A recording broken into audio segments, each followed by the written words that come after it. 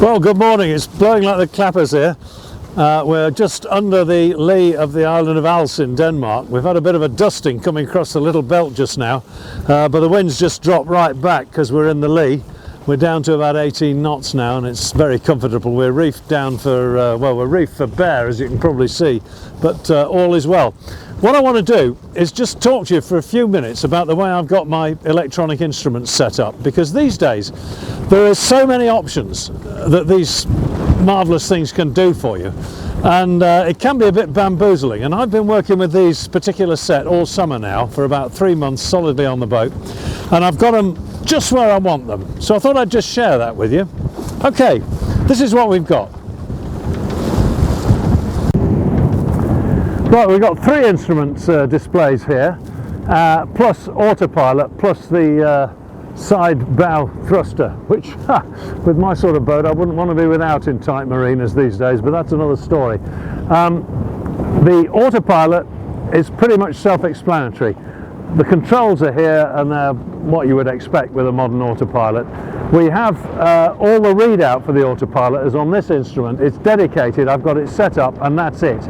It's telling me what the heading is, it tells me how much helm I've got on. You see at the moment there's a little bit of weather helm on there, which I'd expect because I've actually got the Genoa rolled right up because of the wind we've just been having. So we're sailing under reef main and staysail, giving me a little bit of weather helm. I can see that and I can monitor it and it's great.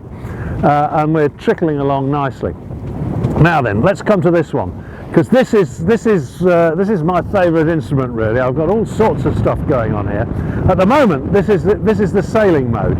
This is so you can see what's going on when you're sailing. It's just great, because what I really enjoy is the fact that I've got apparent wind and true wind graphically displayed on the same instrument. I can see how much I'm pulling the apparent wind forward. I can also see the difference between the true wind and the apparent wind speed. You can set all this up, but this is the way I've got it set.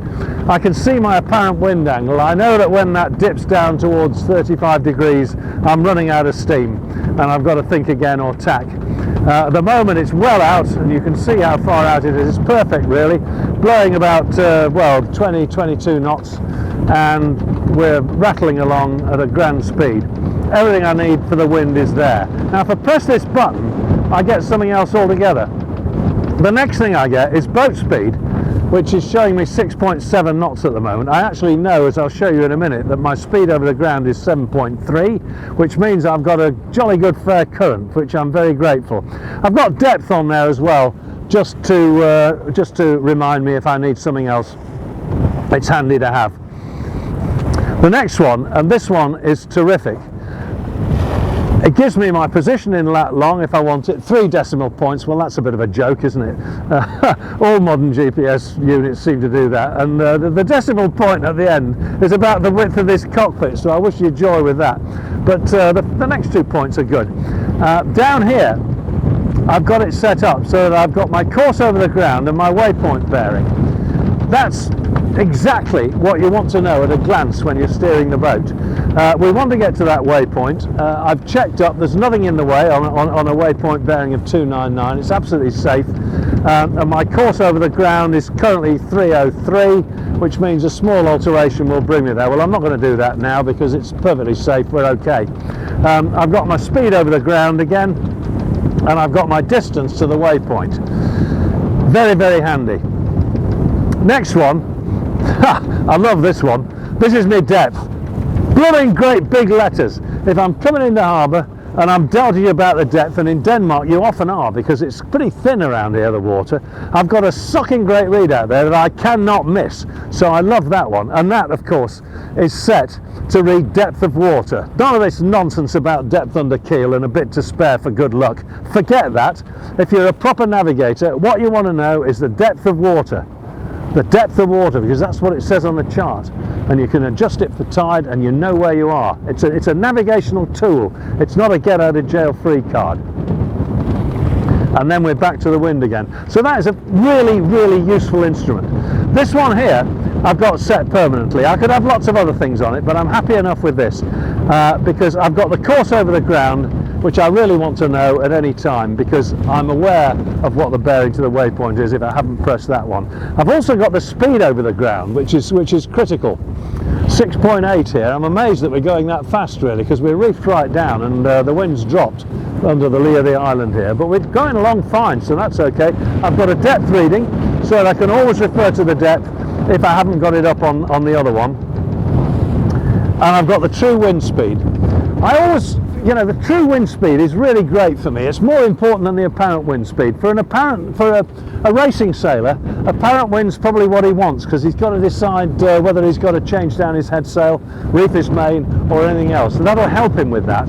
But for me, I want to know how hard it's really blowing. That's helpful to me, so I always have the true wind speed up. If I'm lying in my bunk and I want to just peer over and I look at the plotter, the true wind speed is up on every single page, so I can see how hard it's blowing. There we go. So that's my instruments. That's the way I've got them set up at the moment.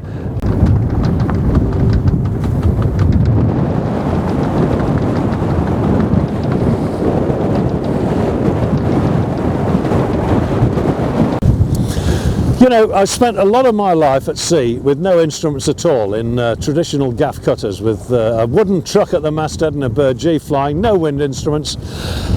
Distance run and speed measured from a Walker log trailing out behind with a rotating spinner on the end. Wonderful thing really, and I was content enough with that. I always used to think, oh, these guys with all these instruments, what are they playing at? Why do you need all that stuff? Well, really, in a cruising boat, apart from the echo sounder, you don't really need it, but it is just so much better to have it. I've been quite amazed at how having this array of instruments has refined my understanding of what I've been seeing with my own eyes for a lifetime. It's helped me a lot, and I really enjoy it. So there we go. I'm pleased life's moved on. I'm pleased to have it all, and I'm pleased the wind's dropped a bit too, because I shall be in by lunchtime.